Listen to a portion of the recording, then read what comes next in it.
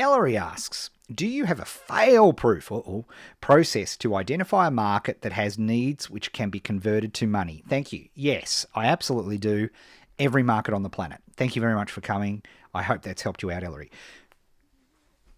Dale's Law. Every market is now a market. If underwater kickboxing is now a thing, which we made up all those years ago because we didn't want people copying what we were teaching all the time instead of doing their own thing. If that is a market, then every market is now a market. Now, mobile smartphone usage is ubiquitous with people who have money. So every market is a market. That's not the issue. It's whether you enjoy the market, whether you're a curious market, are you into the market for the long term? Can you dedicate the next 1 to 2 years into becoming an influencer in that market and serving that market, identifying pains, gains, and jobs to be done? If the answer is yes, then every market is there. And again, the challenge is the perfect place to start. Go to challenge.co, start on module 1, lesson 1, and implement it. And off you go, and you'll build a funnel, you'll build a list, and you'll serve the list, and you'll create valuable products to serve that market.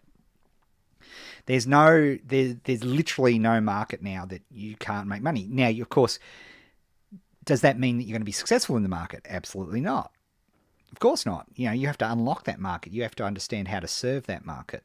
That, to me, is also key. So, but honestly, typically when I hear fail-proof, that's a really big market because guess what? You're going to fail. You are going to stuff up. Everybody does. I do daily. We all do, right? And that's one of the biggest fallacies that and it's not your fault. We're taught this at school. Don't commit something to paper unless you know it's going to be right. Whereas the world is way more messy than that. We can only be right or wrong in hindsight, as you'll hear me often say. You don't know whether something's going to work until you test it.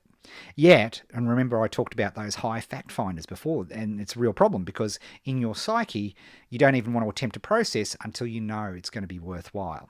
So how do we fix that? Same what I'm suggesting to you. Make the goal completing the process. Doing and implementing every module of the challenge is the success criteria, not whether you have a successful business at the end of it or not. Right? Because that will get you on the path and you'll build in the habits of what it's going to take to be successful in a market. But the answer is identifying a market that's going to work. Easy. Let me solve that problem for you. Every market's a market now. 1,000 people around the planet prepared to spend $100 in that market.